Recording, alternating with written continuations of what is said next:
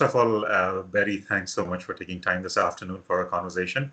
Uh, the million dollar question I had for you is when it comes to business leadership, what's the new normal? I love the word new normal. Everybody's asking, what's the new normal? There's nothing going to be normal Yeah, moving forward. It's abnormal. What's the new abnormal? I think it should be the question. But yeah, what's gonna change in terms of leadership, business leadership, and running? I think I mean there's so many things that are going to be different. I really yeah, think it's going to be a different world out there.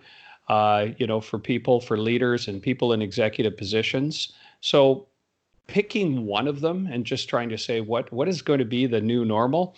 I yeah, think the new normal is going to be that we have all these remote teams around, like people are working remotely, yeah, and how as leaders do we manage that? It's whether you're a CEO or you're a VP of director, and you're trying to figure out how to manage your teams.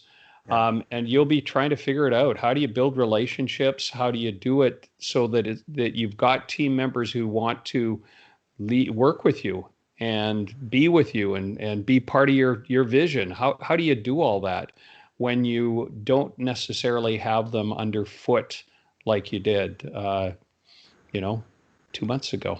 yeah. So as we begin moving to this new normal, what would you rank as the number one challenge in front of business executives and also the potential blind spots in front of them?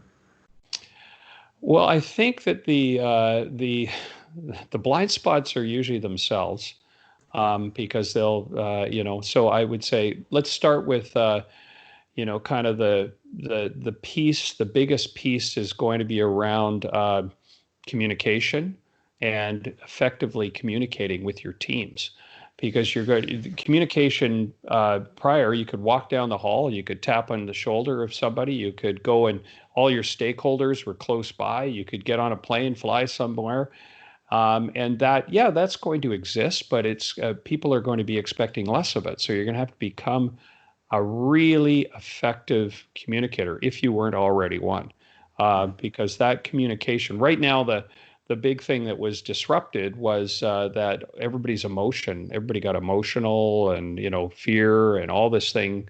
What's the future going to be like? And so it's this being able to communicate a positive future, be able to put things in front of your team so that they want to work and get going, while at the same time,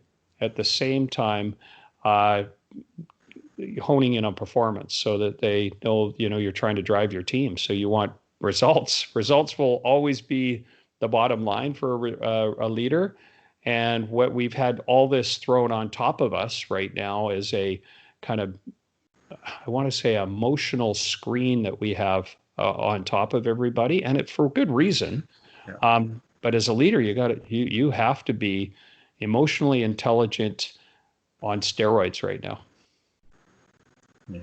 So apart from communication, what would make a leader effective in this new world? What make them effective? Yeah, Uh, hmm. I think that we have leaders who are, uh, I guess the what would make them effective? There's so many different pieces to that. That's why I'm saying these are big questions that yeah, you've got in front of me. But yeah, an effective leader in I'm going to use our classic Bonnie Henry, Adrian Dix here in British Columbia. Is it yeah. okay we talk about a BC example here? Absolutely. Uh, Yeah, well, this to me is the growth as an effective leader right here. So we had a crisis come up, and we had a leader, and I'll call John Horgan, the premier, uh, put Adrian Dix as health minister in charge, and Adrian Dix, as a leader, brought in yeah, Bonnie Henry to manage a healthcare crisis. It was a yes, health crisis. That was a huge leadership move in my world, to be able to pass that on to an expert and go along with what she was directing the upwards. So he was listening yeah, and she was delivering. Now, here's where the leadership growth is moving forward: is Bonnie Henry's utility Yeah. is only so far, right? She's an expert in her field. Yeah. Now, can we see this leader, and I'm Yeah. using Adrian Dix in this case, Yeah. go to another expert Yeah. and go and talk to his team members as experts, as opposed to being top driven, where, a dictatorial or kind of a we know best formula, which Yeah. often is the case in leadership. We need to reach down. This crisis has shown us, and this COVID environment has shown us how effective it can be when we Yeah. bring people and tap into the resources that are available to us. Yeah.